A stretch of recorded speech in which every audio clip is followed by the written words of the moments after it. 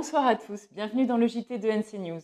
Au menu de l'actu, ce jeudi, le 17e gouvernement devrait enfin avoir un président, sans doute Louis Mapou, le candidat de l'UNI. Nous ferons le point également sur la semaine de l'alternance qui bat son plein, et puis rendez-vous au foyer de Robinson pour une immersion dans la culture indonésienne. Mais on commence par cette information selon laquelle les frontières de la Nouvelle-Calédonie pourraient enfin s'ouvrir au 31 décembre prochain. Thierry Santa devrait en faire l'annonce assez rapidement. C'est ce qui explique l'intensification de la campagne de vaccination. Dans ce cadre, on peut penser que les mesures de restriction, en particulier pour les voyages, continueraient à s'appliquer aux personnes non vaccinées. Un accord a donc été trouvé entre l'UNI et l'UC. Après plus de 5 mois d'attente et de tergiversation, le 17e gouvernement devrait enfin avoir un président. Ce sera un membre de l'UNI, sans doute Louis Mapou. Le Palika rencontrait ce matin la presse.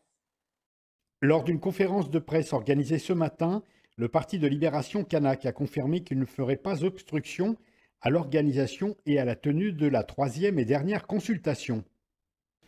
On ne va pas gaspiller notre énergie à se battre sur quelque chose sur lequel on ne peut pas revenir. Donc on a dit on prend acte du 12 décembre et puis on va se préparer pour battre la campagne. Il n'y a pas de volonté de boycott. On a dit la troisième consultation reste pour le Palika une priorité.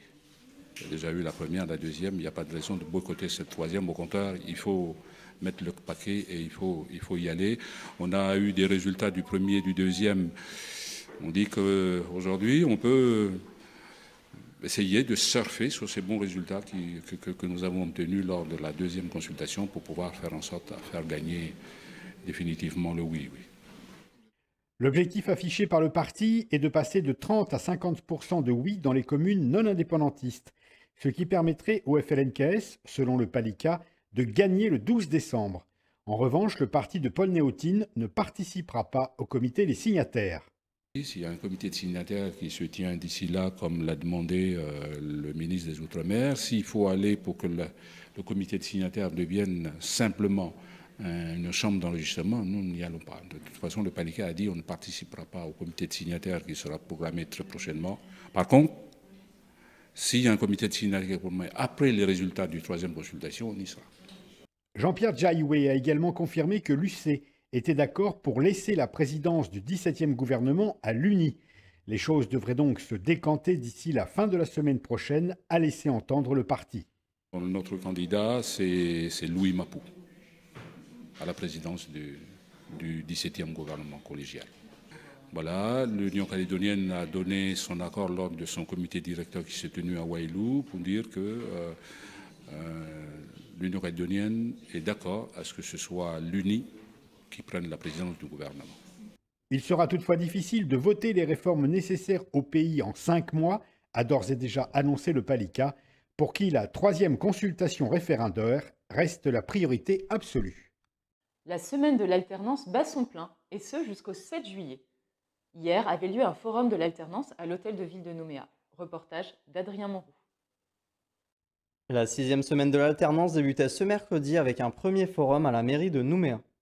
Les différents centres de formation étaient présents en vue de faire découvrir les formations disponibles sur le territoire. Je m'occupe, entre guillemets, je suis conseillère, je m'occupe du recrutement des alternants au niveau des différentes formations qu'on propose. Et cette journée, aujourd'hui, c'est le lancement de l'alternance, c'est-à-dire on démarre les recrutements pour l'année prochaine. On les aide dans l'accompagnement par rapport aux besoins des jeunes, dans les différentes filières que nous, on peut le proposer. La plupart des visiteurs étaient présents en vue de préparer sereinement la rentrée 2022. J'étais venu pour avoir une formation et pour pouvoir à la rentrée rentrer dans un CFA, et là on m'a donné les documents pour après m'inscrire et passer des tests de positionnement et pouvoir être contacté pour une formation à la rentrée prochaine. Un CAP en pâtisserie.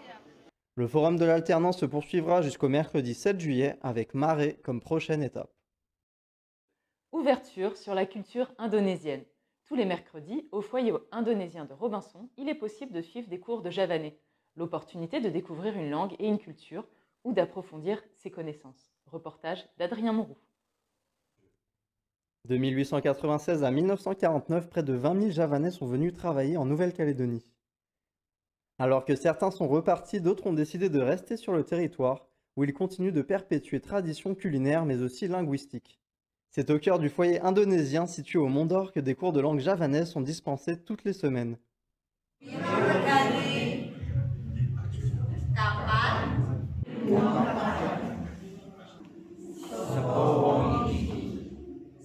Là, je divise le groupe en trois. Le premier groupe, il fait la conversation entre le chauffeur taxi et les clients. Deuxième groupe, il fait la conversation en arrivant à l'hôtel, à la réception. Et le troisième groupe, ils font la conversation dans le magasin.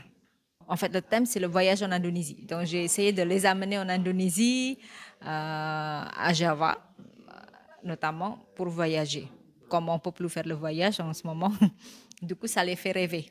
Que ce soit pour se replonger dans sa culture d'origine, découvrir celle de son conjoint ou simplement par curiosité, nombreuses sont les raisons qui expliquent la présence des différents élèves. Quand j'étais petite, comme j'ai vécu à Koné, donc ma grand-mère, ma famille parlait javanais, donc je parlais avec eux. Et puis depuis que je suis sur Nouméa, donc j'ai un peu perdu. Ça c'est le vocabulaire. Mon grand-père est javanais et depuis que je suis petite, je parle avec lui. Et j'ai décidé de venir ici au foyer indonésien pour développer mes connaissances sur la langue. Pour pouvoir m'exprimer avec mon mari, avec mon conjoint, et qui est javanais, et parler avec sa belle famille.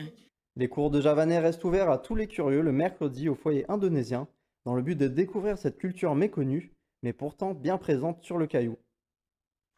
Pour terminer, un rendez-vous, celui que nous fixe le Salon du jardinage et de la motoculture. Il a ouvert ses portes ce jeudi à la Maison des Artisans et se tiendra pendant 4 jours jusqu'à dimanche prochain. Merci d'avoir suivi ce JT et à demain pour un nouveau point d'info.